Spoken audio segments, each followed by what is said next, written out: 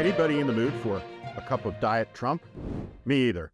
And apparently, the same goes for you and most of the American people. Ron DeSantis has collapsed completely. It is one of the great presidential campaign debacles of all time that we're watching play out from Tallahassee. Ron DeSantis had a straight shot at the nomination.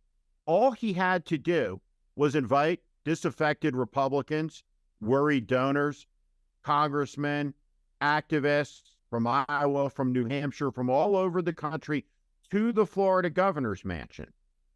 When they crossed the threshold of that mansion, they would have literally been stepping away from Trump towards DeSantis. After the meeting, they could have come out to the cameras and regaled the press with stories about the fact that DeSantis to them looked like the next Eisenhower or Lincoln or whoever.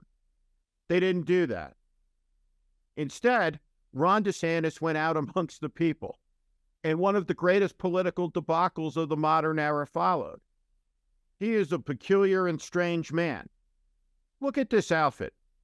Ponder it. He actually wore this outside to meet people in a crisis.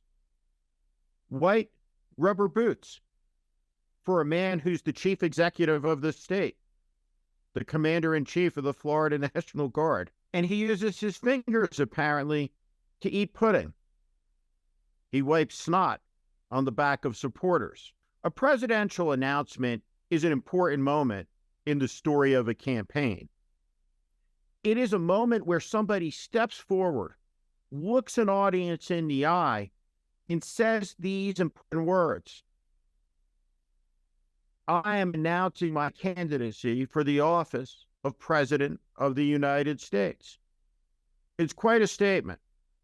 Looking in the mirror and thinking that it's you who ought to be the most powerful person in the world, that you're fit to inhabit the office that was occupied by George Washington and Abraham Lincoln and Teddy Roosevelt and Franklin Roosevelt and John Kennedy. Ron DeSantis didn't do that. He chose not to interact with any people. Instead, he went to the richest man in the world and another billionaire and sat with them in Twitter headquarters for a failed launch that will be remembered for 100 years. It was extraordinary. And it was also the greatest act of submission that anybody has ever seen from a presidential candidate. Does anybody think that Ron DeSantis cares about America, the issues that she faces? What he demonstrated with Elon Musk is that he cares about niche issues that Elon Musk cares about. He cares about crypto. He cares about Twitter, but not necessarily about you. He's a book banner, a performance artist for our maliced and rancid age, who has no ability whatsoever to connect with the dreams, the visions, the aspirations of the American people.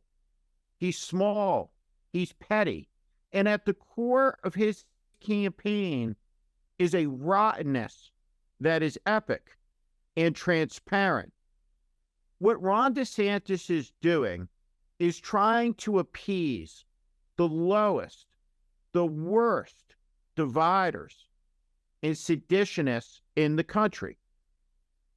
A jury of Americans just found Stewart Rhodes, the leader of the Oath Keepers, guilty of sedition.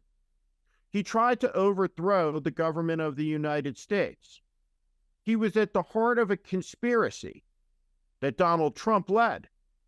Stewart Rhodes led an assault. Thousands followed.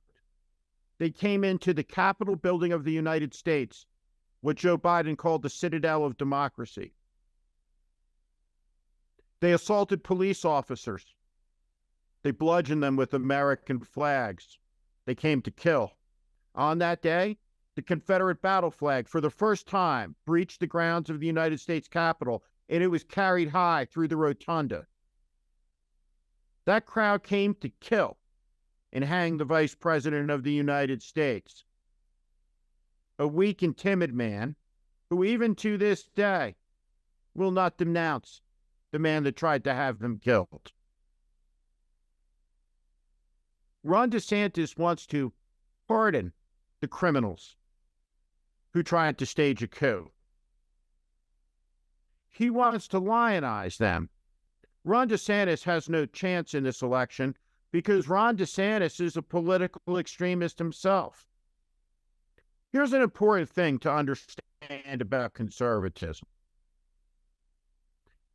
The idea that a governor or a president would use his political power to punish opponents who spoke out in opposition against him or a policy or an idea is an outrageous abuse of power in this country. It is antithetical to every principle of limited government conservatism that you could think to name. This has nothing to do with conservatism. This is fascism. And that's what MAGA is. That's what the America First movement was in the 1930s. And it's what the America First movement is in the 2020s. It is a dangerous movement. Ron DeSantis isn't just a divider. He's a book banner. He's someone who has abused power since the moment he came into office. Now, his announcement and his candidacy will be remembered a year from now as a short-lived joke. He will soon fade in the polls. Senator Tim Scott will move into the second place position.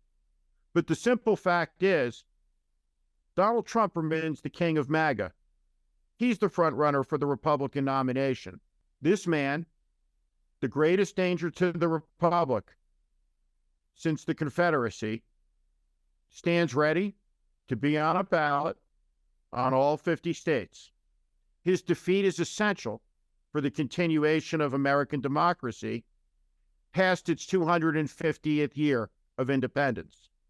His defeat is essential to peace, to prosperity, and for this country moving forward, to giving our children their birthrights and what it is that they deserve, which is decency, respect, integrity from the highest officials of the land. The least that we can expect from them is that they meet the oath that they voluntarily take after voluntarily standing for office. They work for the American people and the American future. And it would be best if the American people get ready to remind them of that fact. Thank you for watching. Make sure you subscribe to our channel so you never miss a video. Also, for more content just like this, please consider joining our Warning Premium community. You can find out more in the description below.